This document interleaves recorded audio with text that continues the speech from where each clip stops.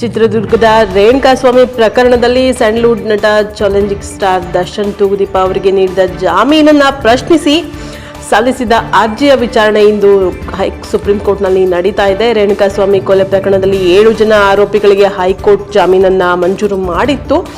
ಇದನ್ನು ಪ್ರಶ್ನಿಸಿ ಸಲ್ಲಿಸಿದ ಅರ್ಜಿಯ ವಿಚಾರಣೆ ಸುಪ್ರೀಂ ಕೋರ್ಟ್ನಲ್ಲಿ ನಡೀತಾ ಇದೆ. ಚಾಲೆಂಜಿಂಗ್ ಸ್ಟಾರ್ ನಟ ದರ್ಶನ್ ಜೈಲಿನಿಂದ ಹೊರಬಂದ ಬಳಿಕ ದೇವಸ್ಥಾನ, ಚಿಕಿತ್ಸೆ, ಶೂಟಿಂಗ್ ಎಂದು ಬ್ಯುಸಿ ಆಗಿದ್ರು. ಆದರೆ ಇವರ ಮೇಲಿರುವ ರೇಣುಕಾಸ್ವಾಮಿ ಕೊಲೆ ಆರೋಪ ಇವರ ಬೆನ್ನು ಬಿಡುವಂತೆ ಕಾಣಿಸ್ತಾ ಇಲ್ಲ.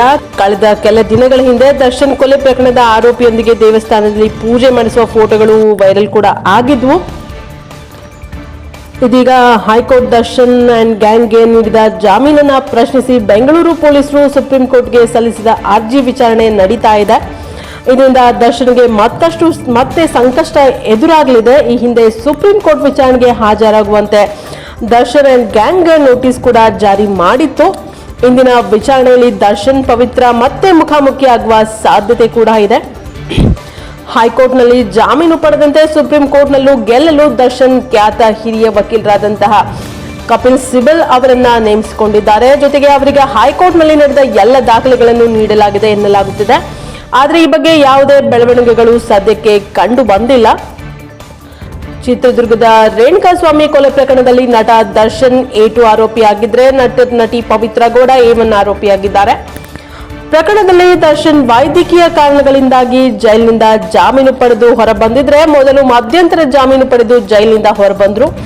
ನಂತರ ಹೈಕೋರ್ಟ್ ದರ್ಶನ್ ಹಾಗೂ ಪವಿತ್ರ ಗೌಡ ಸೇರಿದಂತೆ ಸಂಪೂರ್ಣ ಅವರ ಗ್ಯಾಂಗ್ಗೆ ಜಾಮೀನನ್ನ ಮಂಜೂರು ಮಾಡಿತ್ತು. ಹೈಕೋರ್ಟ್ ಆದೇಶವನ್ನ ಸುಪ್ರೀಂ ಎತ್ತಿ ಹಿಡಿಯುತ್ತಾ ಜಾಮೀನು ಆದೇಶ ವಜಾಗೊಳಿಸಿದ್ರೆ ಮತ್ತೆ ಟಿ ಗ್ಯಾಂಗ್ ಜೈಲಿಗೆ. ಸುಪ್ರೀಂ ಕೋರ್ಟ್ಗೆ ಹೆಚ್ಚುವರಿ ದಾಖಲೆಗಳು ಸಲ್ಲಿಕೆಯಾಗಿವೆ.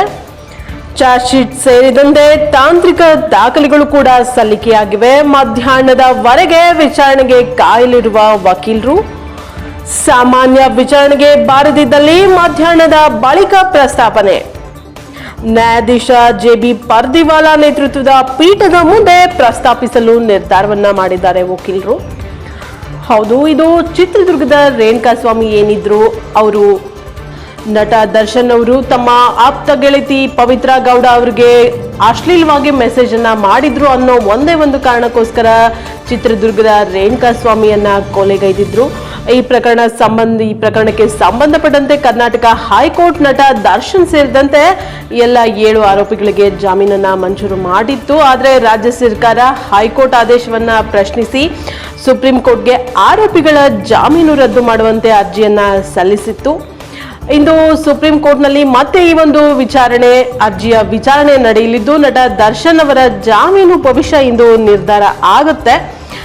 ಇಂದು ಸುಪ್ರೀಂ ಕೋರ್ಟ್ ಏನಾದ್ರೂ ನಟ ದರ್ಶನ್ ಅವರ ಜಾಮೀನು ಭವಿಷ್ಯ ನಿರ್ಧಾರ ಮಾಡುತ್ತೆ. ಜಾಮೀನು ರದ್ದು ಕೋರಿ ರಾಜ್ಯ ಸರ್ಕಾರ ಅರ್ಜಿ ಸಲ್ಲಿಸಿದ್ದು ದರ್ಶನ್ ಸೇರಿದಂತೆ 7 ಆರೋಪಿಗಳ ಜಾಮೀನು ರದ್ದು ಮಾಡುವಂತೆ ರಾಜ್ಯ ಸರ್ಕಾರ ಸುಪ್ರೀಂ ಕೋರ್ಟ್ಗೆ ಅರ್ಜಿಯನ್ನ ಸಲ್ಲಿಸಿದೆ.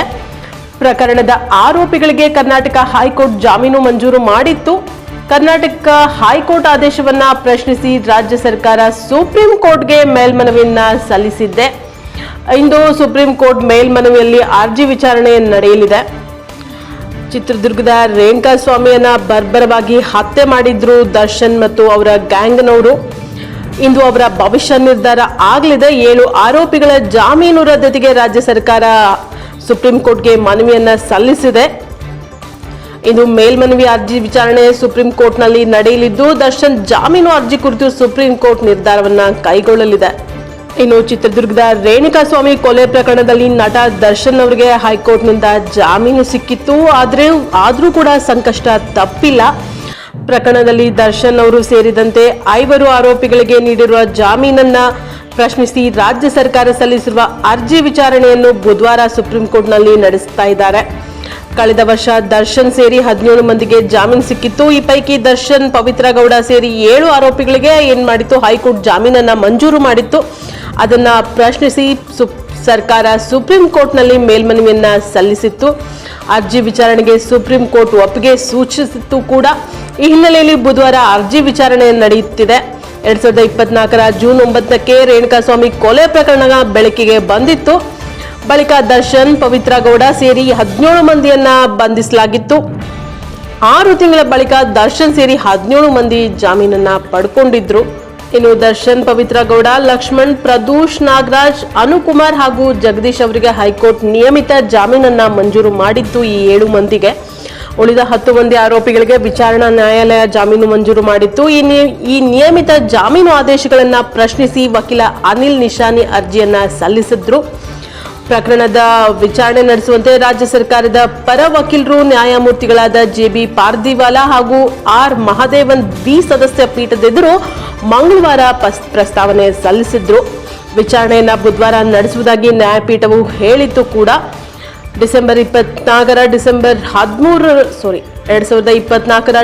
13ರಂದು ಹೈಕೋರ್ಟ್ ಏಕಸದಸ್ಯ ಪೀಠ ದರ್ಶನ್, ಪವಿತ್ರ ಗೌಡ ಸೇರಿದಂತೆ 7 ಆರೋಪಿಗಳಿಗೆ ಷರತ್ತುಬದ್ಧ ಜಾಮೀನನ್ನ ಮಂಜೂರು ಮಾಡಿತ್ತು.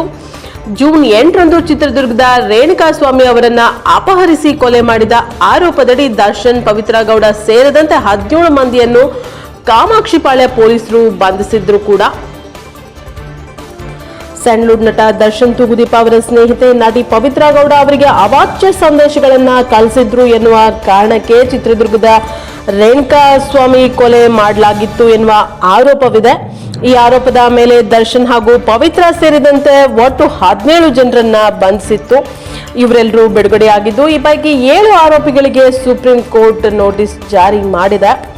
ಇದೀಗ ದರ್ಶನ್ ಹಾಗೂ ಗ್ಯಾಂಗ್ಗೆ ಹೈಕೋರ್ಟ್ ನೀಡಿದ ಜಾಮೀನು ಪ್ರಶ್ನಿಸಿ ಬೆಂಗಳೂರು ಪೊಲೀಸರು ಸಲ್ಲಿಸಿದ ಅರ್ಜಿಯನ್ನ ಇಂದು ಸುಪ್ರೀಂ ಕೋರ್ಟ್ನಲ್ಲಿ ವಿಚಾರಣೆ ಮಾಡಲಾಗ್ತಿದೆ. ಇದಕ್ಕೆ ದರ್ಶನ್ ಹಾಜರಾಗುತ್ತಾರಾ, ವಿಚಾರಣೆ ಮುಂದೂಡಲಾಗುತ್ತಾ ಅಥವಾ ಸುಪ್ರೀಂ ಪ್ರಕರಣದಲ್ಲಿ ಯಾವ ತೀರ್ಪು ನೀಡುತ್ತದೆ ಎಂದು ಕಾದು ನೋಡಬೇಕಾಗಿದೆ.